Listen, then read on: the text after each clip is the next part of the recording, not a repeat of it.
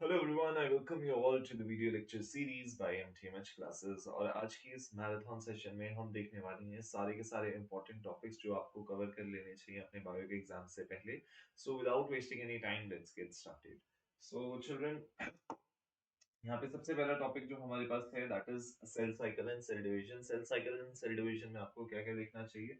सबसे पहले cell cycle क्या होता है, ये वन लाइनर आपको पता होना चाहिए, ठीक है। इंटरफेज में होता क्या है, mainly it is a resting phase. यहाँ पे क्या क्या सिंथेसाइज होता है जो कि पर्टिकुलरली डिवाइड हो रहा है G1S G2 फेज में। आपको ये याद रखना है कि कहाँ पे माइटोकॉन्ड्रिया क्लोरोप्लास्ट डुप्लीकेट हो रहे हैं, ठीक है। More protein synthesis G2 phase में हो रहा है, वो याद रखना है, ठीक है। एंड ऐसे ही माइटोटिक फेज जो सेल डिवीजन का है उसकी आपको सारी स्टेजेस याद करनी है, जितनी भी स्टेजेस हैं, weather it is prophase, metaphase, anaphase, telophase, सबका एक एक कैरेक्टरिस्टिक फीचर जरूर याद करना है आपको, ताकि आप लेबल कर पाओ, वहां पे मेंशन कर पाओ, ठीक है। और सीक्वेंस में आपको पता होना चाहिए इस पर्टिकुलर कैरेक्टरिस्टिक के बाद जो नेक्स्ट फेज आएगा उसमें ये होने वाला है, ठीक है। इक्वेटोरियल प्लेन में कहाँ पे अरेंज हो रहे हैं, ठीक है। स्पिंडल फाइबर कब डिसअपेयर हो रहे हैं, न्यूक्लियर मेम्ब्रेन कब रीअपेयर हो रही है, ठीक है। साइटोकाइनेसिस कब इनिशिएट हो रहा है, वो सारी चीजें आपको यहाँ पे याद रखनी है with diagram, both plant cell as well as animal cell, ठीक है। फिर आपको मियोसिस का मतलब याद रखना है। मियोसिस में आपको पता है जो क्रोमोसोम नंबर होता है वो हाफ हो जाता है, 46 से 23 हो जाता है, ठीक है।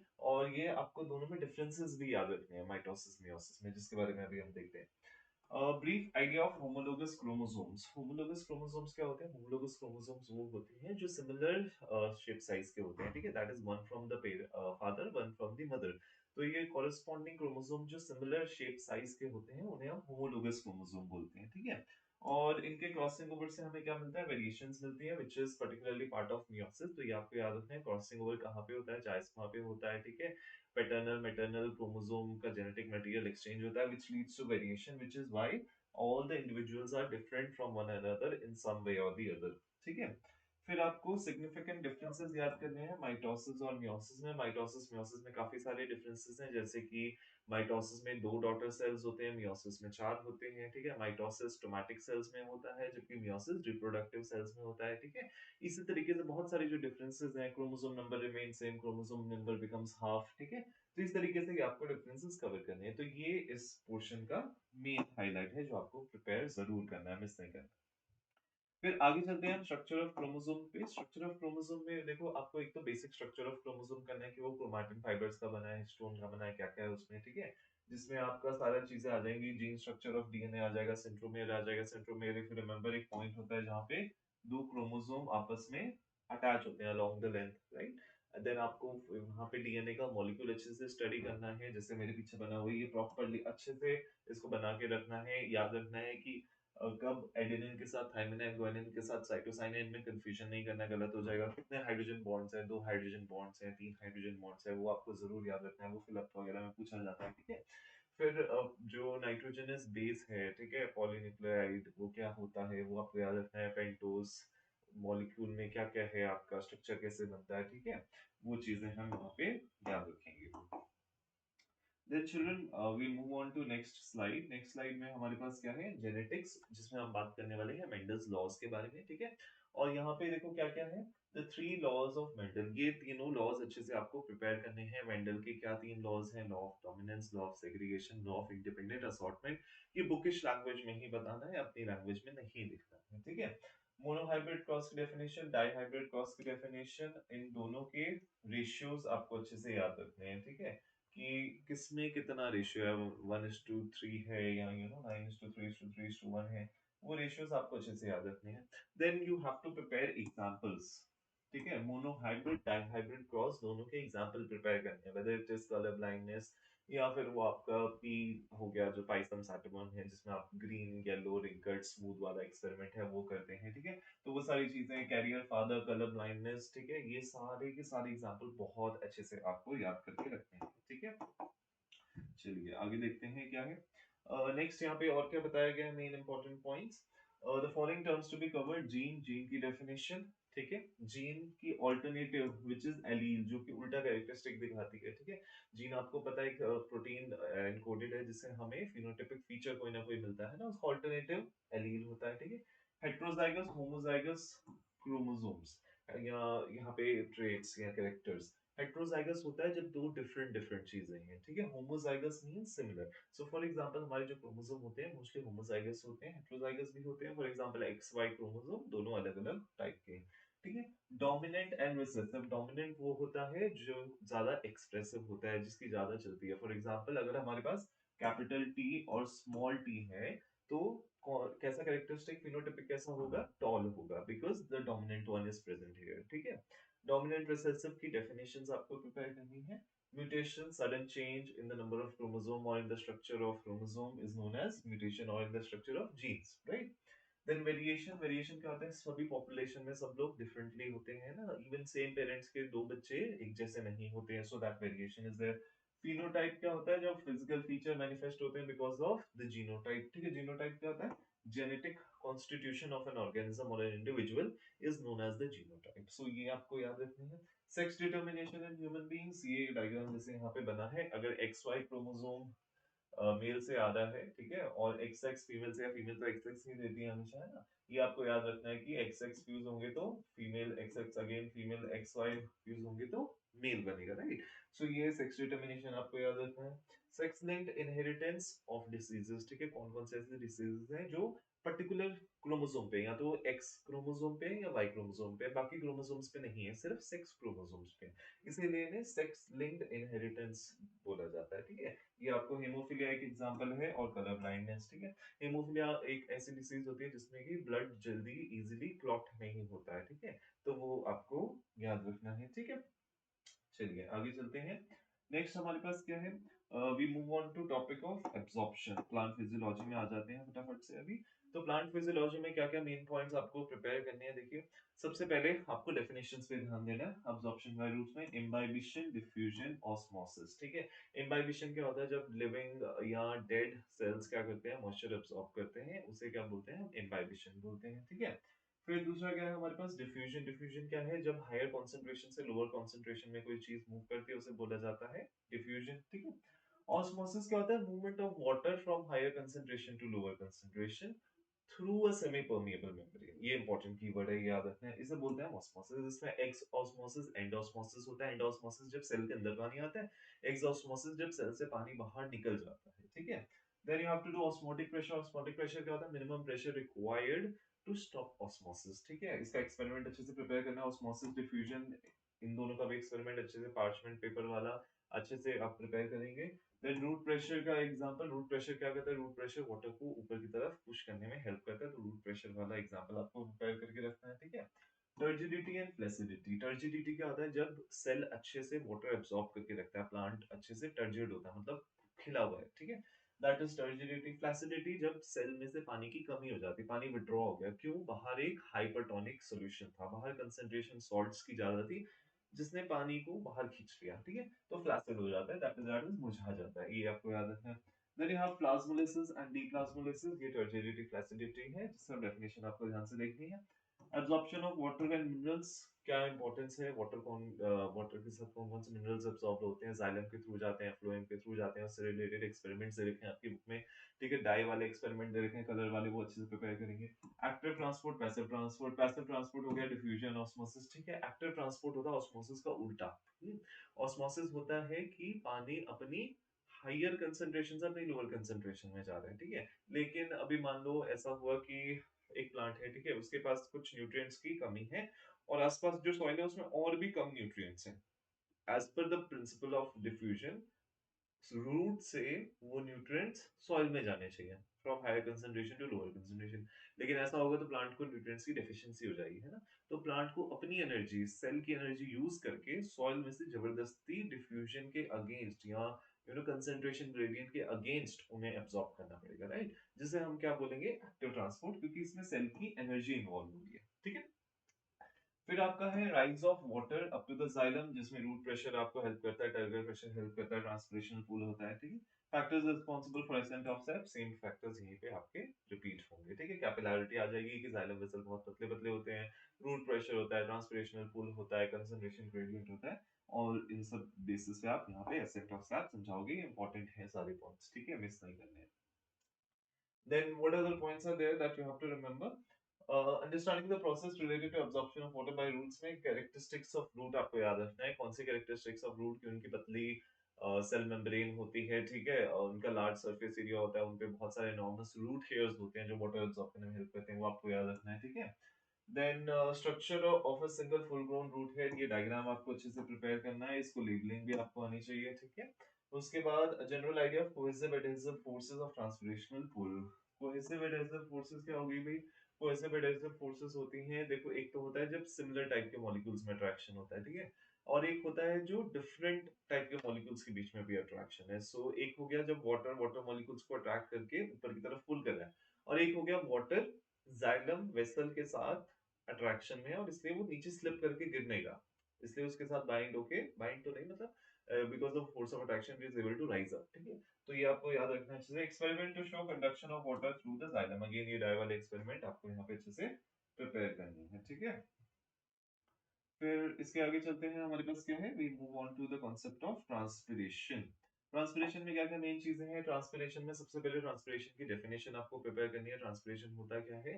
It is the removal of water vapour from the aerial parts of the plant, ठीक है। इसमें आप प्रोसेस बताएंगे, इसका सिग्निफिकेंस क्या है, ये प्लांट को कूलिंग इफेक्ट देता है, ठीक है, और क्या करता है उसमें ट्रांसपिरेशन पुल बनाता है जिससे वाटर मिनरल न्यूट्रिएंट्स ऊपर तक आते हैं, ठीक है। डेनॉन्ग स्पोटोमीटर आप अच्छे से याद करेंगे, उसकी लिमिटेशन याद करेंगे, उसमें वाटर बबल इंसर्ट करना मुश्किल होता है ना, और बाहर की एटमॉस्फेरिक कंडीशन चेंज होने से उस वाटर बबल की वॉल्यूम चेंज हो सकती है, एयर बबल की, आई एम सॉरी, ठीक है। डेनॉन्ग स्पोटोमीटर का डायग्राम आपको अच्छे से याद करना है। The factors affecting rate of transpiration, इसमें आपके पास external factors as well as internal factors हैं, ये दोनों ही अच्छे से प्रिपेयर करोगे। एक्सटर्नल फैक्टर में आपका सनलाइट है, CO2 कंसंट्रेशन है ना।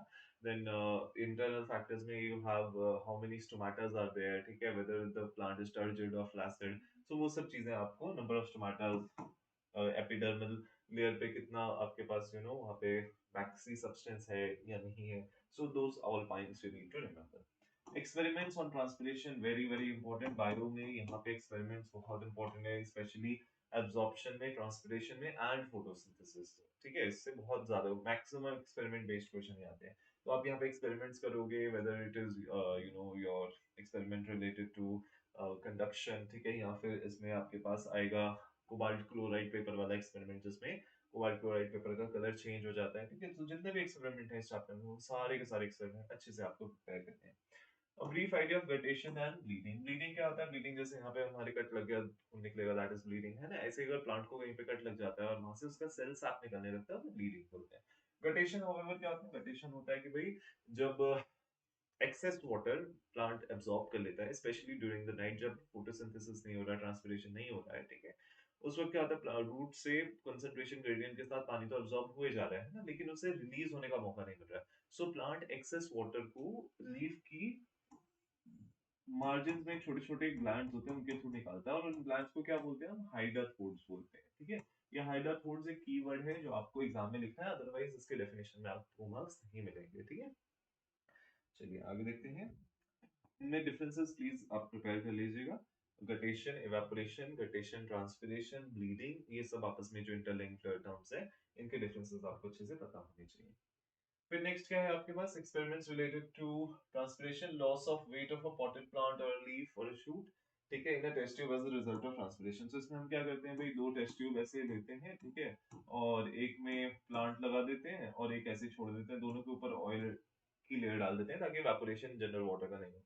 कुछ देर बाद हम इस एक्सपेरिमेंट को वे करते हैं तो इसका वेट पहले से कम आता है, जबकि ये कंट्रोल सेटअप होता है जिसमें हम कुछ नहीं करते, ठीक है, उसका वेट एज इट इज रहता है। इसका मतलब यहाँ से जो वाटर इवेपोरेट हुआ वो सिर्फ और सिर्फ प्लांट के थ्रू हुआ। अगर ऑयल के थ्रू भी वाटर इवेपोरेट हुआ होता तो इसमें भी होता, इसमें भी वेट रिड्यूस होता, पर ऐसा नहीं होता, ठीक है।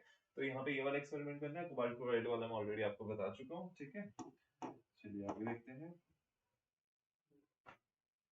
Okay, mechanism of stomatal transpiration on the basis of potassium ion theory. इसके चांसेस हालांकि कम है, बट अगेन कॉन्सेप्चुअल क्वेश्चन कभी भी आ सकता है, as we see paper patterns are slowly changing.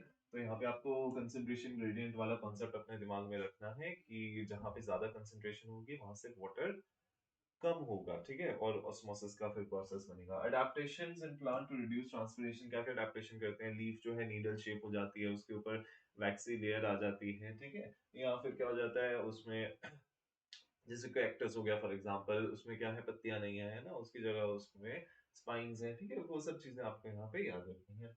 Then a brief idea of guttation and bleeding, ये already हम देख चुके हैं। फिर आगे चलते हैं हम नेक्स्ट पॉइंट पे, which is photosynthesis. So photosynthesis बहुत इंपॉर्टेंट चैप्टर है। मेनली इसमें देखो आपको dark phase, light phase prepare करना है और एक्सपेरिमेंट्स प्रिपेयर करने हैं, ठीक है। So the process and its importance of to life in general, की फोटोसिंथेसिस नहीं होगा तो धरती पे कुछ भी नहीं होगा। There will be no food for anyone, no herbivores, carnivores, trophic level, वो सब ऑलरेडी आपको पता है, right. Experiments to show necessity of, ये पर्टिकुलर पॉइंट्स के साथ रिलेटेड एक्सपेरिमेंट अच्छे से प्रिपेयर करने हैं। कौन कौन सा? related to necessity of light, how will you prove that light is necessary for photosynthesis, वो डायग्राम, उसका ऑब्जर्वेशन और उसकी लिमिटेशंस या प्रिकॉशन जो भी है वो चीज प्रिपेयर करने हैं। Carbon dioxide is necessary, how will we prove that, ये करना है, ठीक है। क्लोरोफिल कैसे नेसेसरी है, स्टार्च फॉर्म होता है नहीं होता है, रिलीज ऑफ ऑक्सीजन, ये हाइड्रेला वाला जो डायग्राम है, ठीक है। वो सारे के सारे एक्सपेरिमेंट्स आपको अच्छे से याद करने हैं, सबकी इन्फ्रेंस याद करनी है एंड द डायग्राम, ठीक है। एंड लास्टली कार्बन साइकिल के ऊपर आपको सिर्फ ब्रीफ में थोड़ा सा देखना है, इसमें डिटेल्स में नहीं जाना, ठीक है। ओके, सो यहाँ पे स्क्रीन पे हमें क्या दिखाई दे रहा है, हाइलाइट्स दिखाई दे रहे हैं। हाइलाइट्स में क्या क्या है हमारे पास, let's see. So first it says the internal structure of chloroplast, chloroplast का इंटरनल स्ट्रक्चर आपको बनाना आना चाहिए, डायग्राम प्रॉपर, ठीक है। And to be explain to give an idea of the light and dark reaction, कहाँ पे लाइट रिएक्शन है, कहाँ पे डार्क रिएक्शन है, स्ट्रोमा में हो रहा है, थाइलाकॉइड्स में हो रहा है, वो पोजीशन आपको याद रखनी है, ठीक है। Opening and closing of stomata based on potassium ion theory, potassium ion theory के बेसिस पे स्टोमाटा कब क्लोज होगा, ओपन होगा, ये आपको अच्छे से प्रिपेयर करना है। फिर क्या है, देखो यहाँ पे overall balanced chemical equation of the process photosynthesis, photosynthesis की अच्छी सी डेफिनेशन आपको याद करके रखनी है, ठीक है। कि CO2 में वाटर ऐड हो रहा है in the presence of chlorophyll, जरूर बताना है एरो के ऊपर, ठीक है। फिर C6H12O6 ग्लूकोज आपको मिल रहा है, ठीक है, अलोंग विद H2O, तो वो सारी चीजें बतानी है। नेक्स्ट देखो क्या है हाइलाइट्स में, it says introduction of the terms photochemical for light phase and biosynthetic for dark phase, ठीक है। ये आपको पता होना चाहिए कि लाइट फेज को फोटोकेमिकल फेज बोलते हैं और डार्क फेज को बायोसिंथेटिक फेज बोला जाता है, ठीक है। कुछ और टर्म्स भी कुछ और बुक्स में दिए हुए हैं, वो भी आप याद रख सकते हो, बट ये डेफिनेटली आपको मालूम होना चाहिए। आप ऐसे में बोल सकते हो भाई लाइट फेज नहीं पूछा था, वहां पे फोटोकेमिकल लिखा आ गया, तो फोटो मतलब light, chemical obviously it's talking about reaction. Light reaction में आपको एक्टिवेशन ऑफ क्लोरोफिल मेन याद रखना है, ठीक है। उसके बाद फोटोलिसिस की इक्वेशन आपको याद रखनी है, ठीक है, that is breaking up of water molecule, और release of O2 and formation of ATP, that is photophosphorylation process, ठीक है। एक तो होता है फॉस्फोराइलेशन, एक होता है फोटोफॉस्फोराइलेशन। इसमें देखो बेसिकली होता क्या है, ADP चेंजेस इनटू ATP, है ना। तो यहाँ पे फॉस्फेट ऐड हो रहा है, यहाँ पे डाइफॉस्फेट से ट्राइफॉस्फेट बन रहा है, राइट। तो इसमें ऑलरेडी लाइट की प्रेजेंस हो रहा है, तो ये फोटो फॉस्फोराइलेशन हो गया। एंड NADPH, जिसका मैकेनिज्म ज्यादा डिटेल में अभी आपके पास है नहीं क्लास 10 में, बट इसकी फुल फॉर्म आपको याद रखनी है, ठीक है। डार्क रिएक्शन में only combination of hydrogen release by NADP with CO2 to form glucose, ठीक है। Detail calculations are not required, जैसे कि ऑलरेडी आपको बताया। तो इसमें सिर्फ ये मेन मेन की हाइलाइट्स आपको याद करके रखनी है। डार्क फेज, लाइट फेज का साइट क्या है, कहाँ पे होता है, और मेन मेन प्रोसेस उसमें क्या है। बहुत ही सिंपल है, बताने के लिए बच्चों को कॉम्प्लेक्स लगते हैं, दो तीन ही पॉइंट्स है, तुम 10 बार पढ़ लो, याद हो जाएंगे जिंदगी भर के लिए, ठीक है। So please go through it and don't leave it, it's important topic. Okay, आगे चलते हैं। नेक्स्ट है हमारे पास, इसी चैप्टर में और भी है, let's see. So adaptation in plants for photosynthesis, photosynthesis के लिए प्लांट्स ने अपने अंदर क्या क्या अडेप्टेशंस करी हैं, वो आपको प्रिपेयर करनी है, ठीक है। अडेप्टेशन रिलेटेड हमेशा क्वेश्चन करना ही करना है। Then experiments with regard to factors essential for photosynthesis, ये मैं ऑलरेडी आपको बता चुका हूँ, ठीक है। A diagrammatic representation of carbon cycle, carbon cycle की डायग्रामेटिक रिप्रेजेंटेशन कर लो। बुक में, अगर आपकी बुक में कॉम्प्लेक्स डायग्राम दे रखा है, तो इंटरनेट पे आपको बहुत सारे इजी डायग्राम्स मिल जाएंगे जो आप प्रिपेयर कर सकते हो। ऐसा कोई रेगुलेशन नहीं है, जो बुक में डायग्राम छपा है वही बनाना है, ठीक है। You can prepare an easy diagram for carbon cycle, okay. उसके बाद हम नेक्स्ट चैप्टर पे चलते हैं। नेक्स्ट चैप्टर हमारा क्या है, that is chemical coordination in plants. So chemical coordination in plants में देखिए क्या है, a brief idea of the psychological effects of oxygen, gibberellins, cytokinins, abscisic acid and ethylene in regulation to the growth of the plant. So आपको ये सारे ही सारे hormones के rules study करने हैं प्लांट्स में, ठीक है। कौन सा राइपनिंग के लिए यूज हो रहा है, कौन सा ग्रोथ के लिए यूज हो रहा है, ठीक है, कौन सा मैच्योरेशन के लिए यूज हो रहा है, कौन सा जर्मिनेशन में यूज हो रहा है, वो सब पॉइंट्स आपको अच्छे से याद करने हैं।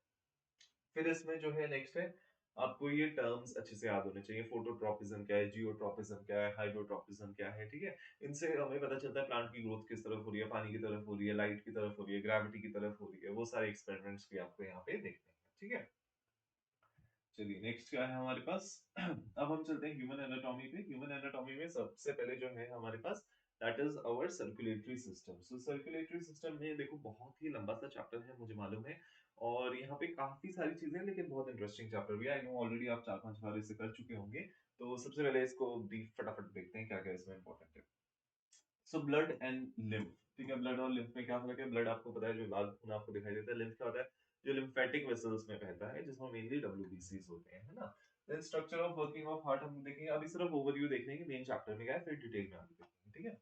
ब्लड वेसल्स में आपको आर्टरीज, वेन्स, कैपिलरीज, इन तीनों का डिफरेंसेस, इन तीनों का डायग्राम प्रिपेयर करना है, ठीक है। सर्कुलेशन ऑफ ब्लड, इसमें हमें मेन मेन ब्लड वेसल्स का नाम याद रखना है कि आयोटा से जा रहा है, पल्मोनरी आर्टरी कहाँ है, पल्मोनरी वेन कहाँ है, ठीक है।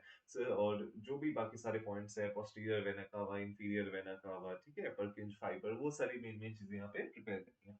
लिम्फेटिक सिस्टम, उसका फंक्शन क्या है, it acts as defence for the body. ये मेन मेन हाईलाइट है चैप्टर का, इन पे रिलेटेड ही टॉपिक्स हमें स्टडी करना है, ठीक है। अब डिटेल में देखते हैं हाईलाइट्स में क्या है। So, children, first it talks about composition of blood, that is structure and function of RBC, WBC and platelets. So, WBCs के 4-5 टाइप्स दे रखे हैं, मोनोसाइट्स हैं, ब्लास्टोसाइट्स हैं, ठीक है। वो सब आपको प्रिपेयर करना है। WBCs कितने टाइप के हैं और उनके स्पेसिफिक फंक्शन क्या है, ठीक है। As far as I know आपकी बुक में 4 टाइप के दे रखे हैं, ठीक। तो वो प्रिपेयर करना है। प्लेटलेट से रिलेटेड आप प्रिपेयर करोगे, क्लॉटिंग कैसे होती है, प्लेटलेट्स का क्या इंपॉर्टेंस है, एवरेज पर्सन के लिए how many platelet should be there, 3 to 4 lakh per mm, whatever that could be, right.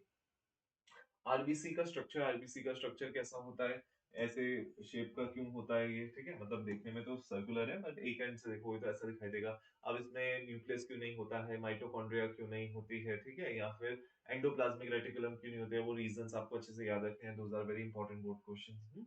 Brief idea of tissue fluid and lymph, ठीक है। Then increase in efficiency of mammalian red blood cells due to absence of certain cell organelles, ये मैं already आपको बता चुका हूँ। A brief idea of blood coagulation, that is Stewart factor, X factor, thrombokinase release हो रहा है, calcium ions के presence में, prothrombin is changing into thrombin, और जो भी आपका सारा प्रोसेस है वो आपको अच्छे से याद रखना है। fibrinogen is changing into fibrin, XYZ, वो सारी डिटेल्स आपको यहाँ पे अच्छे से प्रिपेयर करनी है, ठीक है। चलिए नेक्स्ट देखते हैं structure and working of heart along with names of main blood vessel. तो इसके लिए आप ये सिंपल वाला डायग्राम याद रखें, ठीक है। ये आपका हार्ट है, ऊपर के दो आपके ऑरिकल्स हो गए, नीचे के दो वेंट्रिकल्स हो गए, है ना। अभी यहाँ पे आपका राइट है और ये लेफ्ट है, उसमें उल्टा चलता है डायग्राम जब बनाते हैं आप, ठीक है। यहाँ से आपका पोस्टीरियर इंफीरियर वेना कावा आया, ये लंग्स के पास गया ऑक्सीजनेट होने के लिए, ठीक है। फिर ये वापस हार्ट के पास आया, हार्ट इस ब्लड को पुश करेगा through out the entire body by means of iota. Iota इसे बॉडी के पास लेके गई, और फिर बॉडी से हार्ट वापस खून आएगा, दैट इज बॉडी से डीऑक्सीजनेटेड फ्लूइड आएगा। ये क्या बन गया, एक इन्फिनिटी लूप बन गया। ये डायग्राम आप बना के बता सकते हैं जब भी आपको सर्कुलेशन से पूछा जाए। नहीं एक्सप्लेन करना आ रहा है, डायग्राम बना दो, सफिशिएंट है, इनफ है। But please do mention all the blood vessels, कहाँ पे पल्मोनरी आर्टरी या पल्मोनरी वेन कहाँ है, एक्सेप्शनल कौन से हैं, ठीक है। वो सब चीजें आपको बताना है। सेमिल्यूनर वॉल्स कहाँ हैं आपके, या बाइकस्पिड ट्राइकस्पिड वॉल जो यहाँ पे आर्टरिकल्स और वेंट्रिकल्स के बीच में होते हैं, उनके स्पेसिफिक फंक्शंस क्या है, बैक फ्लो को रोकते हैं, वो आपको बताना है, ठीक है। चलिए फिर लिवर किडनी से रिलेटेड हेपाटिक पोर्टल सिस्टम वो आपको समझाना है। Concept of systole and diastole, systole and D से डायस्टोल, डी से डायलेट। डायस्टोल होता है जब रिलैक्स होते हैं चैम्बर, सिस्टोल होता है जब कॉन्ट्रैक्ट होते हैं, ठीक है। Then concept of double circulation, double circulation जैसे अभी हमने हार्ट में देखा था कि एक बार क्या हो रहा है, हार्ट टू लंग्स जा रहा है, लंग से वापस हार्ट में आ रहा है, इसको बोलते हैं पल्मोनरी सर्कुलेशन, ठीक है। उसके बाद अभी ऑक्सीजनेटेड ब्लड हार्ट से बॉडी में जाएगा, बॉडी से वापस हार्ट में आएगा, ये दूसरा सर्कुलेशन हो गया, इसे बोलते हैं सिस्टमिक सर्कुलेशन। तो हमारी बॉडी में दो टाइप की सर्कुलेशन होती है, systemic circulation and pulmonary circulation, ठीक है। इन दोनों की वजह से डबल सर्कुलेशन बोला जाता है। Brief idea of pulse and blood pressure, blood pressure और पल्स की आपको सिंपल सी डेफिनेशन प्रिपेयर करनी है, ठीक है। चलिए नेक्स्ट क्या है, ब्लड वेसल्स में कौन कौन से मेन ब्लड वेसल्स की पोजीशन आपको पढ़नी है, स्टडी करनी है। आर्टरी, वेन, इनका डायग्राम, किसमें ज्यादा लूमेन होता है, किसमें कम लूमेन होता है, स्पेस किसमें ज्यादा है, किसमें स्पेस कम है, ठीक है। Then you have to understand it with by means of diagram और उनके स्ट्रक्चर और फंक्शन में रिलेशनशिप, ठीक है। क्यों आर्टरी में वॉल्व नहीं होते हैं लेकिन वेन में वॉल्व होते हैं, वो आपको प्रिपेयर करना है कि भाई आर्टरी में तो प्रेशर से आ रहा है ब्लड, तो आगे ही जाएगा, बैक फ्लो नहीं होगा। लेकिन वेन में कोई पुश करने वाला नहीं ब्लड, है ना, तो उसके लिए वॉल्व चाहिए ताकि बैक फ्लो नहीं हो। Brief idea of the lymphatic organs, spleen and tonsils। spleen और tonsils कैसे हेल्प करते हैं, ये एक हमारा ब्लड स्टोरिंग ऑर्गन होता है, ठीक है, उसका फंक्शन आपको अच्छे से याद करना है। ABO ब्लड गुड system and RH factor system. So इसमें आपको ये पॉजिटिव नेगेटिव बताता है। ABO आपको पता ही है कि AB जो होता है वो क्या कर सकता है, सबसे ब्लड क्या कर सकता है, रिसीव कर सकता है, जबकि O वाला जो है वो यूनिवर्सल डोनर है, वो O वाले से ही रिसीव कर सकता है ना। तो जो भी डिटेल्स है वो आपको प्रिपेयर करने हैं यहाँ पे। Significance of hepatic portal system. Hepatic portal system की क्या यूटिलिटी है कि भाई इंटेस्टाइन से जो ब्लड है वो डायरेक्टली हार्ट के पास नहीं जाता है, ठीक है, वो बीच में से लिवर के थ्रू होके जाता है, ताकि जो भी अगर डाइजेस्टेड फूड जो ब्लड में एब्जॉर्ब हुआ है उसमें अगर कोई टॉक्सिन्स हैं या एक्सेस अमाउंट ऑफ ग्लूकोज है, उन सब चीजों को रेगुलेट करने के बाद ही बॉडी में वो ब्लड जाए, ठीक है। तो वो लिवर के थ्रू होके जाता है, ये इसका सिग्निफिकेंस है, ये आपको अच्छे से प्रिपेयर करना है। चलिए नेक्स्ट चैप्टर पे चलते हैं हम लोग। नेक्स्ट चैप्टर है हमारा एक्सक्रीटरी सिस्टम। तो एक्सक्रीटरी सिस्टम में देखिए कुछ इंपॉर्टेंट पॉइंट्स हैं, गिव मी अ मोमेंट।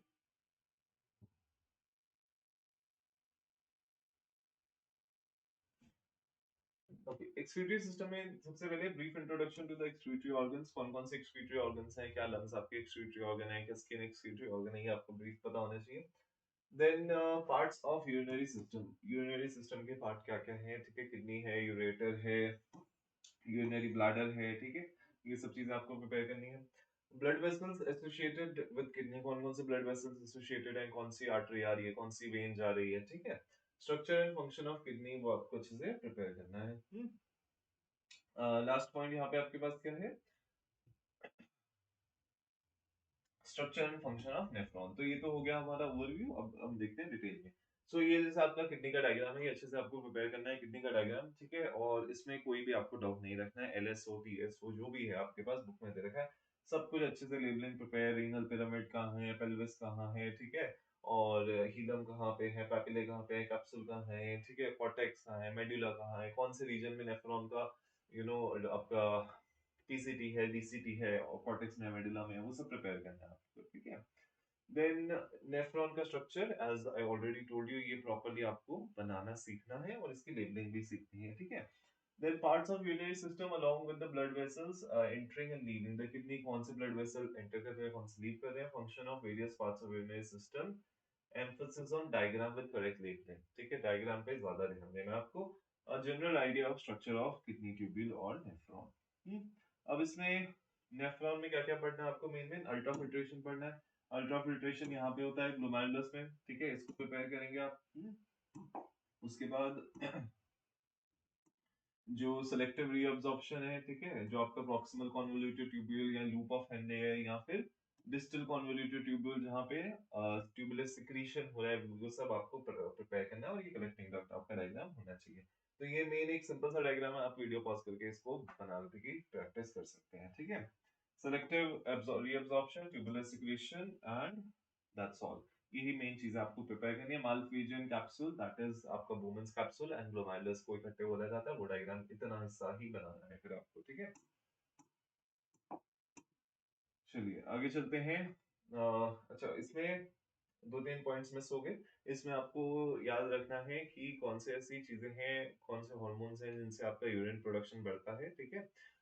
तो एंटी डाययूरेटिक हार्मोन हो गया, ठीक है, वेसोप्रेसिन, या फिर आपके पास डाययूरेटिक्स हो गए, जैसे टी हो गया, कॉफी हो गया, वो सब चीजें भी आपको प्रिपेयर करनी है, ठीक है। ऑस्मो रेगुलेशन क्या होता है, आर्टिफिशियल किडनी क्या होता है, ये दो तीन पॉइंट्स और हैं जो इसमें मिस आउट हो गए, बट आपको जरूर प्रिपेयर करने हैं, ठीक है। रीजनिंग क्वेश्चंस आ सकते हैं इसमें, जैसे कि विंटर्स के दौरान यूरिन ज्यादा होता है और फिर भी वो थिन होता है, जबकि समर्स में कम होता है, still it is more thick, ठीक है, बिकॉज पर्सपिरेशन होता है, द कीवर्ड इज पर्सपिरेशन, है ना, जिसकी वजह से स्वेटिंग के थ्रू ही इतना वाटर इवेपोरेट हो जाता है कि यूरिन थोड़ा थिक हो जाता है, राइट। सो इस तरीके के रीजनिंग क्वेश्चन आपको अच्छे से प्रिपेयर करने हैं। Then we move on to nervous system. Nervous system काफी लंबा चैप्टर है, again I know that, but सबसे पहले इसको सुनते हैं। यहाँ पे हमारे पास क्या क्या ओवरव्यू में है, ठीक है।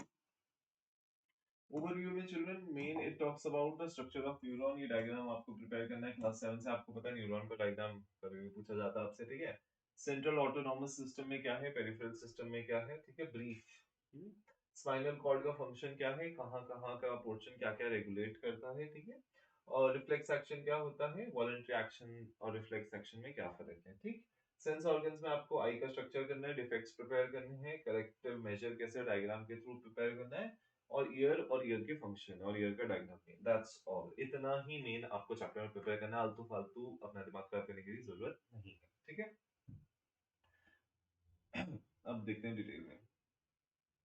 सबसे पहले पार्ट्स ऑफ न्यूरॉन, इसका डायग्राम अच्छे से प्रिपेयर करोगे। एक्सॉन क्या होता है, साइटॉन क्या होता है, nodes of Ranvier, न्यूरोलेमा, myelin sheath, वो सब चीजें आप स्टडी करेंगे, ठीक है। Various parts of the external structure of the brain and its primary parts, ठीक है। उसके बाहर क्या है, कितने मेम्ब्रेन्स हैं, ड्यूरा मैटर, पाया मैटर, आपनोइड, ठीक है, सेरेब्रोस्पाइनल फ्लूइड है, ग्रे मैटर कहाँ है, व्हाइट मैटर कहाँ है, सेरिबेलम का स्पेसिफिक फंक्शन क्या है, सीट ऑफ इंटेलिजेंस, रीजनिंग, ठीक है, रैशनल, वो सब प्रिपेयर करेंगे आप। फिर आपका सेरिब्रम है, सेरिब्रम क्या करता है, मेडुला ऑब्लोंगाटा इनवॉलंटरी एक्शंस को रेगुलेट करता है ना, बैलेंस के लिए कौन सा पार्ट इन्वॉल्व है, वो सब चीजें आपको प्रिपेयर करनी है, ठीक है। पॉन्स क्या करती हैं, थैलेमस क्या है, ठीक है, ये सब आपको brief brief main main points study करने हैं, ठीक है। फिर कॉर्टेक्स में वाइट रीजन है या मेडुला में वाइट रीजन है, ग्रे मैटर, सो वो प्रिपेयर करेंगे आप यहाँ से। नेक्स्ट क्या है देखो, voluntary involuntary actions meaning with example. Voluntary involuntary actions क्या होते हैं और उनके एग्जांपल्स बताने को बोला गया। फिर diagrammatic explanation of the reflex arc, diagram अच्छे से प्रिपेयर करना आपने रिफ्लेक्स आर्क का, कि इफेक्टर है, ठीक है, या आपका रिसेप्टर है, फिर बीच में कौन सा आपका न्यूरॉन है, एक्सिलरी न्यूरॉन है, मोटर न्यूरॉन है, ठीक है, सेंसरी न्यूरॉन है, वो सारा डायग्राम आपको यहाँ पे बना के दिखाना है। Brief idea of the peripheral and autonomic nervous system and their activities. पर देखो, एक तो आपका सिंपैथेटिक, एक पैरासिम्पैथेटिक होता है ना, यहाँ पे ऑटोनॉमिक, पेरिफेरल दे रखा है, और साथ में आपको ये चारों पॉइंट्स स्टडी करने हैं, ठीक है, कि आपका पेरिफेरल क्या करता है, ठीक है, सेंट्रल क्या होता है, सेंट्रल हो गया मेन ब्रेन और स्पाइनल कॉर्ड, पेरिफेरल मतलब इसका एक्सटेंशन, हमारे दिमाग का एक्सटेंशन हमारी पूरी बॉडी में है, तभी तो मैसेजेस कन्वे हो पा रहे हैं, राइट। तो ये पेरिफेरल हो गया। फिर तुम्हारा सिंपैथेटिक, पैरासिम्पैथेटिक, एक होता है जो बॉडी को शांत करता है, ठीक है, एक होता है जो बॉडी को हाइपर करता है ना, एक्शन के लिए रेडी करता है, तो उन दोनों में डिफरेंस करना है। Differences between neutral and acquired reflex, natural and acquired reflex. और नेचुरल रिफ्लेक्स जो इनबिल्ट हमारा इनबॉर्न है ना, और एक्वायर्ड जो हमने टाइम के साथ सीखा, जिसमें पावलोव एक्सपेरिमेंट आ जाएगा आपका, जो डॉग वाला है, सलाइवा वाला, घंटी बजाने वाला, वो आपको अच्छे से प्रिपेयर करेंगे यहाँ पे, ठीक है। इस चैप्टर में फिलहाल इतना ही है। अब सेंस ऑर्गन्स पे देखते हैं। सेंस ऑर्गन पे आपने अगर प्रीवियस 10 इयर्स भी देखे होंगे तो आपको मालूम होगा, बहुत बार ईयर का डायग्राम और आई के डिफेक्ट्स, इनसे ही रिलेटेड मेनली क्वेश्चंस पूछे जाते हैं, कि भाई मायोपिया में क्या है, हाइपरमेट्रोपिया में क्या है, डायग्राम बताओ, इसका करेक्शन कैसे होगा, लिस्ट टू पॉसिबल रीजंस जिसकी वजह से मायोपिया हुआ है ना, इस टाइप के क्वेश्चंस रहेंगे। External internal structure and functions of the eye, कि आइरिस क्या करती है, कोराइड क्या करती है, ठीक है, आपके पास जितने भी लेयर्स हैं, तीनों लेयर्स, रेटिना कहाँ है, ब्लाइंड स्पॉट कहाँ है, और ठीक है, वो सब टेक्निकल टर्म्स के साथ आपको प्रिपेयर करना है, ठीक है। आइडोप्सिन पिगमेंट कहाँ होता है, ठीक है, या जो भी आपका विजुअल पर्पल है वो कहाँ पे है, वो सब प्रिपरेशन आपको करनी है। Rod cells, moon cells, brief idea of stereoscopic vision, कि हम 3D एक आइडिया लगा पाते हैं, डेप्थ का आइडिया लगा पाते हैं अपनी दोनों आंखों की वजह से, है ना। Adaptation and accommodation of I, light adaptation, dark adaptation आपको पढ़ना है। जैसे हम बाहर से रोशनी से अंधेरे में आते हैं तो क्या होता है, कौन सा पिगमेंट बाहर ब्लीच हो गया था जो अंदर आके, जिसकी वजह से हम नहीं देख पा रहे, तो उस पिगमेंट को रीजनरेट होने में कुछ टाइम लग रहा है, तो उसे हम क्या बोल रहे हैं, डार्क अडेप्टेशन बोल रहे हैं ना। ऐसे थिएटर से बाहर जाते हैं तो हमें सडनली लाइट नहीं देखी जाती है, सुबह उठ के हमसे रोशनी देखी जाती है ना, तो लाइट धीरे धीरे फिर हम ठीक हो जाते हैं, हम देख पाते हैं, लाइट अडेप्टेशन, राइट। वो आपको यहाँ पे प्रिपेयर करना है, ठीक है। चलिए नेक्स्ट देखते हैं क्या है। नेक्स्ट यहाँ पे बात करी गई है इनके डिफेक्ट्स के बारे में। तो आई के डिफेक्ट आपको ऐसे डायग्रामेटिक आपकी बुक में दे रखे होंगे, वो अच्छे से प्रिपेयर करने हैं, ठीक है। मायोपिया क्या है, हाइपरोपिया या हाइपरमेट्रोपिया, ठीक है। प्रेस बायोपिया क्या होता है, एस्टिग्मेटिज्म क्या है, कैटरैक्ट को कैसे इंप्रूव किया जाए। करेक्टिव मेजर्स में सिर्फ डायग्राम्स पढ़ने हैं, किसके, इन दोनों के, मायोपिया एंड हाइपरोपिया के, ठीक है। चलिए नेक्स्ट देखते हैं क्या है। नेक्स्ट चिल्ड्रन, ईयर है। ईयर में ज्यादा आपको घबराने की जरूरत नहीं है, थोड़ा सा कॉम्प्लेक्स लगता है बच्चों को, बट इट इज बिकॉज आपने इतना कॉम्प्लेक्स डायग्राम स्टडी करा नहीं है पहले। तो आप ईयर का डायग्राम 2-3 बार प्रिपेयर करिए, अपनी बुक के नीचे कॉपी रख के ट्रेस करके बना लो उसको 2-3 बार, ठीक है, और सारे फंक्शंस उसके प्रॉपर्ली लिखो, and try to make it in your own words, that will help you a lot in preparing for this. Semi circular canals क्या होते हैं, मैलियस इंकस स्टेप्स कहाँ पे होती हैं, ठीक है, टाइम पैन का फंक्शन क्या है, दोनों तरफ एटमॉस्फेरिक प्रेशर बैलेंस करने के लिए कौन काम आता है, ट्यूब काम आती है ना। सो ये सब चीजें आपको बताना है, कॉक्लिया में क्या है, ठीक है, पिना कहाँ पे होता है, इंटरनल ईयर के पार्ट्स कौन कौन से हैं, ठीक है, कौन सा लिक्विड फील्ड है वहां पे अंदर, पेरिलिम्फ क्या है, वो सब चीजें आपको मेन में बतानी है। और rule of this thing in maintaining balance, balance के लिए आपको यहाँ पे जरूर इसका रोल याद रखना है, ठीक है। चलिए इस चैप्टर के बाद अब जब नेक्स्ट चैप्टर पे चलते हैं, बहुत इंपॉर्टेंट चैप्टर है विच इज एंडोक्राइन सिस्टम। तो एंडोक्राइन सिस्टम क्या है, इसमें रिलेटेड सारे ऑर्गन्स हैं जो डक्टलेस ग्लैंड्स हैं, ठीक है, और आपके सिलेबस में सिर्फ 4 ही मेंशन है। तो आपको एक तो करना है एड्रिनल ग्लैंड, पैनक्रियास करना है, थायराइड करना है एंड पिट्यूटरी ग्लैंड करना है। तो इन चारों का ही मेन आपको ओवरव्यू में अगर हम बात करें तो hyper secretion, hyposecretion, location and function, चार चीजें ही करनी है सभी ग्लैंड्स की, ठीक है। सो यहाँ पे देखिए आप क्या क्या करेंगे, लोकेशन एग्जैक्ट इनकी, shape of the endocrine gland, ठीक है, और उनके मेन फंक्शन क्या है, और इसके अलावा और क्या चैप्टर में प्रिपेयर करना है आपको, एंडोक्राइन एक्सोक्राइन ग्लैंड्स के बीच में डिफरेंसेस क्या है, डक्टलेस और डक्ट वाले ग्लैंड्स में क्या डिफरेंसेस है, एग्जांपल दो, एक ही एग्जांपल, एक ही डिफरेंस नहीं है, कई सारे डिफरेंसेस हैं, बुक में दे रखे हैं, वो आपको अच्छे से सभी के सभी प्रिपेयर करने हैं, ठीक है। चलिए अब यहाँ पे देखते हैं। सबसे पहले हाइलाइट्स में आप क्या प्रिपेयर करेंगे, चारों ग्लैंड्स का आप देखेंगे कि कौन कौन से हार्मोन सिक्रीट करता है, सभी हार्मोन जो बुक में दे रखे हैं वो नहीं प्रिपेयर करने हैं, very specific you have to prepare, also hormone की डेफिनेशन भी अच्छे से याद करनी है, ठीक है। तो पैनक्रियास से रिलेटेड आप सिर्फ इंसुलिन और ग्लूकागॉन स्टडी करेंगे कि इंसुलिन ज्यादा होने पे क्या होता है, कम होने पे क्या होता है, इंसुलिन शॉक क्या होता है जब ज्यादा इंसुलिन बॉडी में इंजेक्ट कर दिया जाता है, वो प्रिपेयर करना है, ग्लूकागॉन का क्या फंक्शन है बॉडी में, ठीक है। थायराइड में सिर्फ थायरोक्सिन हार्मोन रिलेटेड आपको स्टडी करना है, मेटाबॉलिक एक्टिविटी बढ़ जाती है, कम हो जाती है, सिंपल गोइटर क्या होता है, माइक्सोडेमा क्या होता है, कब होता है, ठीक है, वो प्रिपेयर करेंगे आप। देन एड्रिनल ग्लैंड में कॉर्टिकल हार्मोन्स एंड एड्रिनलिन, ठीक है, एड्रिनलिन को इमरजेंसी हार्मोन बोला जाता है और ये इंपॉर्टेंट भी है इस चैप्टर में, ठीक है। आप इसको प्रिपेयर करेंगे कि एड्रिनलिन ज्यादा होने से क्या होता है, ब्लड प्रेशर हाई हो जाता है, ठीक है, ग्लूकोज, लिवर क्या करता है, ग्लाइकोजन को ग्लूकोज बना के बॉडी में रिलीज कर देता है, वो सारे पॉइंट्स आपको यहाँ पे प्रिपेयर करने हैं, ठीक है। Pituitary gland controls majorly all the endocrine glands, तो इसको आपको प्रिपेयर करना है, ग्रोथ हार्मोन रिलीज करता है, tropic hormones, ADH and oxytocin, ठीक है। ये सारे के सारे इंपॉर्टेंट हार्मोन्स और इनके फंक्शन याद रखने हैं, ADH anti diuretic hormone, oxytocin help करता है कॉन्ट्रैक्शंस के लिए, राइट। ट्रॉपिक हार्मोन्स होते हैं जो दूसरे हार्मोन्स को रेगुलेट करते हैं, जैसे टीएसएच थायराइड स्टिमुलेटिंग हार्मोन या एफएसएच फॉलिकल स्टिमुलेटिंग हार्मोन, ठीक है, उन सभी को कंट्रोल करता है ये, right. Effects of hyper secretion and hyper secretion of hormone, सभी का हाइपो हाइपर जरूर प्रिपेयर करें, ठीक है। A brief idea of feedback mechanism in the presence of THS, the TSH, that is thyroid stimulating hormone। तो आपको छोटा सा आइडिया इसका फीडबैक मैकेनिज्म का रखना है, what is positive feedback mechanism, what is negative feedback mechanism, ठीक है। पॉजिटिव होता है कि बॉडी ने कुछ किया, अच्छा लगा और कर दिया, ठीक है। नेगेटिव होता है बॉडी ने कुछ किया और वो अच्छा नहीं लगा तो बॉडी उसको कम कर देगी, उसे नेगेटिव फीडबैक मैकेनिज्म कहते हैं, ठीक है। तो इसके प्रॉपर टेबल्स दे रखे हैं मोस्टली बुक्स में, जो भी बुक आप रेफर कर रहे होंगे तो टेबल के थ्रू इस चैप्टर को आप बहुत अच्छे से प्रिपेयर कर सकते हैं। Then we come to next very important chapter which is the reproductive system.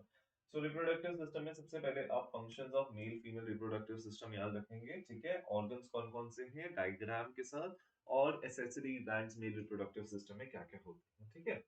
Idea of secondary sexual characteristics, for example, beard, moustache, or enlargement of hips, etc.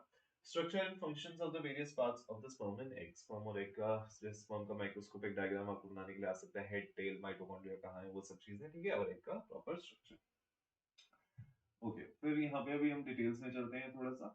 तो यहाँ पे एक्सप्लेनेशन ऑफ द टर्म्स, कौन कौन से important terms आपको इस chapter में पता होने चाहिए, आपको फर्टिलाइजेशन की डेफिनेशन होनी चाहिए, इम्प्लांटेशन दैट इज जो छोटा सा ब्लास्टोसिस्ट आके फिक्स हो जाता है, ठीक है, प्लासेंटा जहाँ पे आके फिक्स होता है, देन गेस्टेशन पीरियड जो पूरा ड्यूरेशन होता है प्रेगनेंसी का, then parturition that is the foetus coming out और the into a infant, right, life में बाहर आना। Then brief idea of the role of placenta in nutrition, nutrition में कैसे help करता है placenta, respiration and excretion of the embryo, ठीक है, that is by means of the blood from the mother, ठीक है, and its endocrinal function, कैसे mother का blood pressure, mother के hormones उस पे effect डालते हैं, ठीक है, या फिर जो भी आपका ग्राफिन फॉलिकल से बचा हुआ हार्मोन स्टिमुलेटिंग पोर्शन है वो आपको प्रिपेयर करना है। Functions of the fluidal membranes and amniotic fluid, fluidal membranes कौन कौन सी होती हैं और amniotic फ्लूइड क्या करता है, कैसे शॉक एब्जॉर्बर की तरह काम करता है और बच्चे को प्रोटेक्ट करके रखता है, सो वो सब चीजें आप यहाँ पे प्रिपेयर करेंगे, ठीक। देन मेंस्ट्रुअल साइकिल आपको अच्छे से प्रिपेयर करनी है, मेंस्ट्रुअल साइकिल कितने डेज का है ऑन एन एवरेज, ठीक है। और कब रोल ऑफ हार्मोन्स, कौन कौन से सेक्स हार्मोन्स यहाँ पे इन्वॉल्व हैं, टेस्टोस्टेरोन, प्रोजेस्टेरॉन, प्रोजेस्टेरॉन इन रिप्रोडक्शन, ये आपको प्रिपेयर करना है। मेंस्ट्रुअल साइकिल में आपको ब्रीफ एक शॉर्ट नोट लिखने के लिए आना चाहिए, ठीक है। व्हाट आर द फेजेस, और कब कब फेज होता है, शेडिंग कब होती है, फॉलिकल कब रिलीज होता है, वो सब चीजें आपको प्रिपेयर करनी है। आइडेंटिकल एंड फेटर्नल ट्विंस, बहुत सारे बुक्स में बहुत सारा मैटर दे रखा है, आपको बहुत सारा मैटर नहीं प्रिपेयर करना है, आपको सिर्फ फेटर्नल ट्विंस और आइडेंटिकल ट्विंस प्रिपेयर करने हैं कि क्या भाई वो दो अलग अलग एग से बने हैं या सेम एग दो पार्ट्स में डिवाइड हो गया तब ट्विंस बने हैं, वो आपको प्रिपेयर करना है अच्छे से, ठीक है। And differences of course. तो इस चैप्टर में इतना ही है। फिर हम आगे चलते हैं नेक्स्ट चैप्टर पे। नेक्स्ट चैप्टर हमारा क्या है, next chapter is population. Population very important chapter.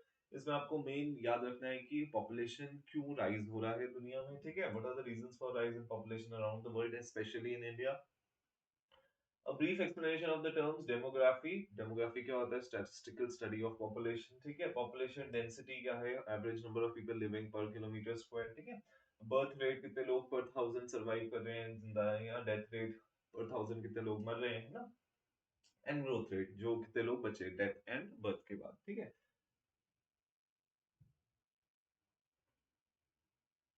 Okay. उसके बाद देखो पॉपुलेशन में क्या है, आपको यहाँ पे इस ये चैप्टर भी कई बुक्स में बहुत लंबा लंबा दे रखा है, बट इतना नहीं प्रिपेयर करना है। Problems face due to over population, ठीक है। यहाँ पॉपुलेशन एक्सप्लोजन को कैसे डिफाइन करोगे आप। अनएम्प्लॉयमेंट क्या है, ठीक है। अनएम्प्लॉयमेंट की वजह से क्या क्या प्रॉब्लम्स आ रही हैं दुनिया में, ठीक है। और you can look at different examples in our country also, right. तो over exploitation of natural resources हो रहा है ना। Then low per capita income है, लोग गरीब हैं, ठीक है। देन प्राइस राइज है, पॉल्यूशन है, अनइक्वल डिस्ट्रीब्यूशन ऑफ वेल्थ है। ये सारी बहुत ज्यादा प्रॉब्लम्स हैं जो कि पॉपुलेशन की वजह से हुई, right. Methods of population control क्या है, सर्जिकल मेथड्स है, ट्यूबेक्टोमी, वेसिक्टोमी। ये आपको अच्छे से यहाँ पे डायग्राम जैसे दे रखा है, आपको बुक आपकी बुक में भी दे रखा होगा, अच्छे से डायग्राम बेस्ड प्रिपरेशन आपको करनी है। ट्यूबेक्टोमी किसमें होती है, मेल में है, फीमेल में है, क्या फंक्शन है, क्या उसकी साइड इफेक्ट्स हैं सच में या नहीं है, ठीक है। या लोगों को करवाना चाहिए नहीं करवाना चाहिए, ये सब बेसिक आपको पढ़ना है। And also you need to remember why population is increasing in our country, ठीक है।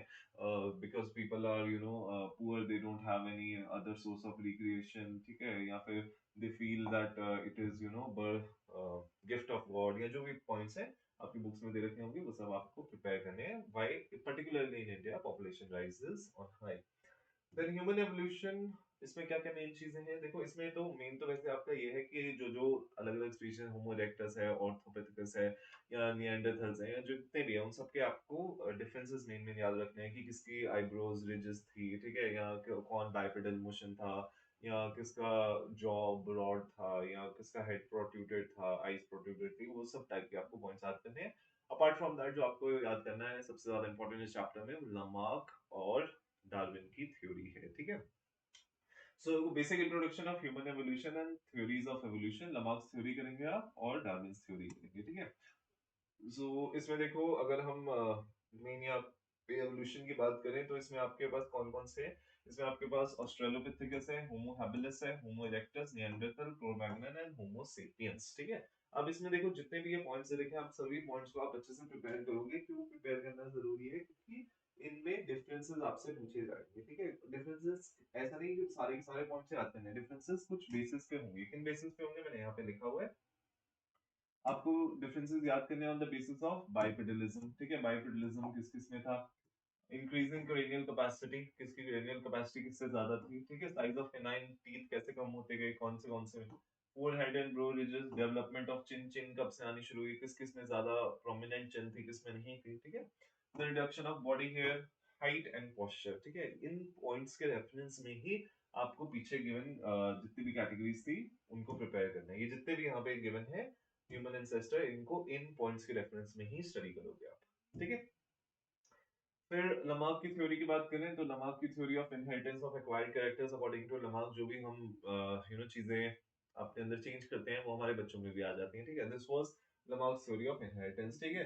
इसमें उसने क्या बताया, use of organs, neck and forelimbs की उसने बताया। जैसे जिराफ है, जिराफ की पहले इतनी लंबी नेक नहीं होती थी, छोटी नेक होती थी, वो पहले छोटे पौधे पौधे खाते थे, बट जैसे जैसे टाइम चेंज हुआ, टेम्परेचर चेंज हुए, छोटे छोटे पौधे खत्म हो गए और उन्हें ऊपर पेड़ों तक मुंडी खींच के खाना खाना पड़ा, है ना, अपनी नेक को स्ट्रेच करना पड़ा। which is why over the centuries or over thousands of lakhs of years उनकी गर्दन इतनी लंबी हो गई। That was his theory, ठीक है। यूज ऑफ ऑर्गन, ठीक है, that and disuse of organ, कि मतलब जिस ऑर्गन को इस्तेमाल करते जाते हैं वो और स्ट्रॉन्गर और बड़ा होता जाता है, जिस ऑर्गन को इस्तेमाल कम करते हैं वो धीरे धीरे खत्म होता जाता है, ठीक है, जैसे अब हम मॉडर्न डे में वेस्टिजियल ऑर्गन्स बोलते हैं, ठीक है। तो वेस्टिजियल ऑर्गन क्या हो गए, ह्यूमंस लाइक विजडम टीथ, ठीक है, विजडम टीथ जो आता है यहाँ पे एंडिंग में आफ्टर अ सर्टेन एज, उसमें खाना च्यू तो नहीं हो पाता है, तो उसका कोई बहुत ज्यादा यूज नहीं है। Then vermiform appendix and then pinnas, तो ये बहुत सारे एग्जांपल हैं किसके, वेस्टिजियल ऑर्गन्स के, ठीक है। वेस्टिजियल ऑर्गन की डेफिनेशन और इसके एग्जांपल आपको प्रिपेयर करने चाहिए। Then if we talk about Darwin's theory of natural selection, Darwin's theory of natural selection क्या कहते हैं कि जो सबसे ज्यादा स्ट्रॉन्ग होता है एनवायरनमेंट में वही सर्वाइव कर पाता है, बाकी जो वीक स्पीशीज होती हैं वो ओमिट हो जाती हैं, ठीक है। तो जैसे कि यहाँ पे उसने पेपर्ड मॉथ का एग्जांपल दिया था कि एक ट्री, जैसे इंडस्ट्रियल रेवोल्यूशन हुआ तो जो पेड़ थे, पेड़ों की जो खाल थी वो बहुत ज्यादा डार्क हो गई स्मोक की वजह से, ठीक है। और जो मॉथ ऐसी थी जो अपना कलर डार्क नहीं कर पाई, उन्हें तो जो पंछी होते थे या जो बर्ड्स होते थे वो आके खा जाते थे, उन्हें अपना प्रे बना लेते थे।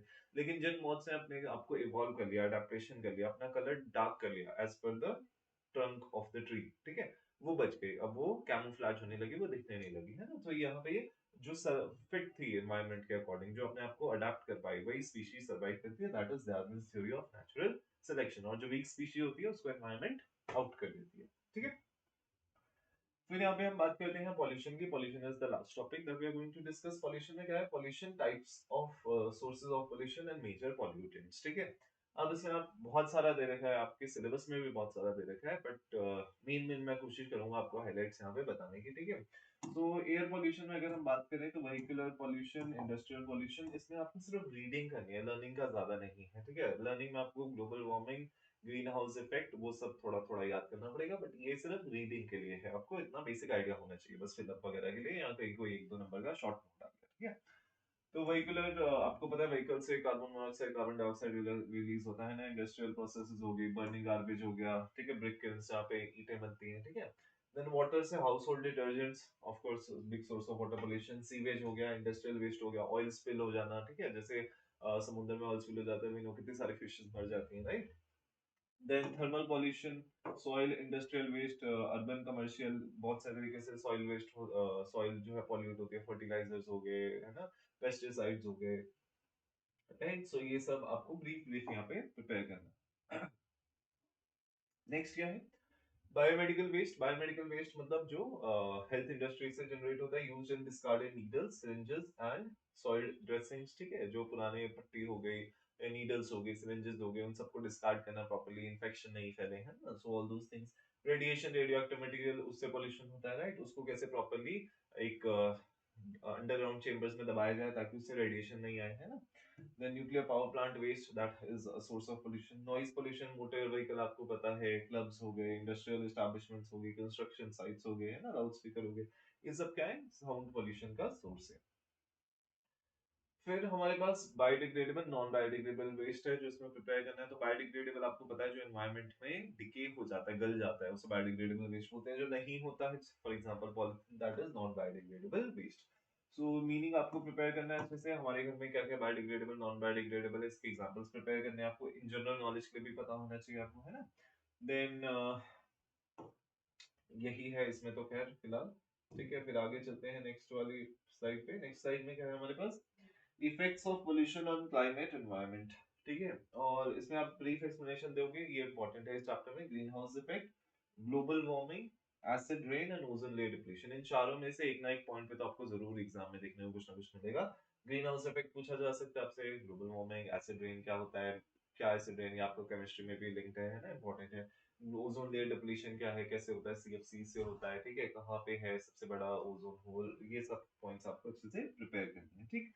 सो ग्लोबल वार्मिंग के लिए आप, ग्रीन हाउस इफेक्ट के लिए आप बताओगे कौन कौन सी मेन गैसेस रिस्पॉन्सिबल है। मीथेन है, कार्बन डाइऑक्साइड है, वाटर वेपर है, ठीक है, कि वो क्या करते हैं, हीट एनर्जी को ट्रैप कर लेती हैं और बाहर एटमॉस्फेयर में रिलीज नहीं, एटमॉस्फेयर से बाहर स्पेस में रिलीज नहीं होने देती है ना, which is why the average temperature rises, जिसे हम क्या बोलते हैं, ग्लोबल वार्मिंग बोलते हैं। टेरेस्ट्रियल रेडिएशन को बाहर नहीं जाने देते हैं, कीवर्ड्स आपको यूज करते हैं, ठीक है।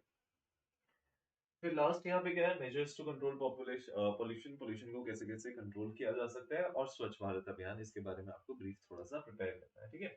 सो फटाफट से देखते हैं कौन कौन सा पॉइंट्स हमारे पास। सबसे पहला है use of unleaded petrol and CNG in automobiles, ठीक है। तो तरीके तरीके से पेट्रोल इस्तेमाल किया जाए और सीएनजी इस्तेमाल की जाए जिससे पोल्यूशन कम होता है ना।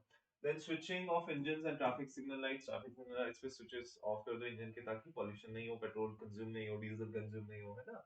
सोशल फॉरेस्ट्री करना, इस तरीके से मतलब हम चीजें उगाएं जिससे हमारे फॉरेस्ट या पेड़ बचे रहे, है ना, ताकि हम खाना भी उगाते रहें और एक तरीके से उससे चीजें भी कमाएं, या फिर कैश क्रॉप्स कमाएं, लेकिन फॉरेस्ट भी बने रहे, पेड़ बने रहे, ठीक है।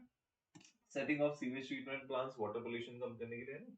Ban on polythene and plastic, single use plastic जैसे कि स्ट्रॉ हो गया वो इस्तेमाल करना बंद किया जाए, पॉलिथीन बैग्स यूज करने बंद किए जाए, है ना। ऑर्गेनिक फार्मिंग के ऊपर ध्यान दिया जाए, ठीक है। यूरो भारत वेहिकुलर स्टैंडर्ड ये क्या है, इसके बारे में आपको जरूर प्रिपेयर करना चाहिए, ठीक है। Then brief idea of the above measures, इन सबको मोटा मोटा आपको प्रिपेयर करना है। And lastly you have to prepare Swachh Bharat अभियान कब लॉन्च हुआ था, किन्होंने लॉन्च किया गया था और इसका टारगेट क्या रखा गया है, कितने साल में कितना हमें क्लेanलीनेस करनी थी या व्हाटएवर दोस थिंग्स आर, इतना आपको प्रिपेयर करना है, ठीक है। सो मोटा मोटा अगर हम यहाँ पे बात करें तो आपको ये सब पॉइंट्स के अलावा जो ध्यान रखना है वो आपको ध्यान रखना है अपने कीवर्ड्स के ऊपर, कि आप कोई भी कीवर्ड्स बुक में से मिस नहीं करो। And make sure you attempt all the questions. Bio is a very very interesting and a very very scoring subject, तो इसमें अगर आप अच्छे से प्रिपरेशन करते हो तो I am very very sure आप बहुत अच्छा परफॉर्म करके आओगे, आप 80 में से 80 मार्क्स भी लेके आ सकते हो। Only thing is you have to be consistent with your practice, आप प्रीवियस ईयर पेपर जरूर करो, उससे आपको बहुत अच्छा कॉन्फिडेंस मिलेगा। मॉक पेपर्स आप कवर करो, even at MTMH classes we have a book for mock papers, तो आप उसे भी परचेज कर सकते हैं।